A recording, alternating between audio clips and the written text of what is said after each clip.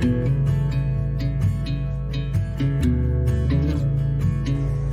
I'm Myrka, Project Officer at Goldenfields. And I'm Mitchell, the engineering graduate. We're here at Jugiong for the demolition project. Behind us you can see the demolition is underway for the old treatment plant that we're currently demolishing. This will be a good opportunity to build new assets in the future. And as we do the demolition, there is recycling being done of all the material on site and off site. And we're also taking all the hazardous material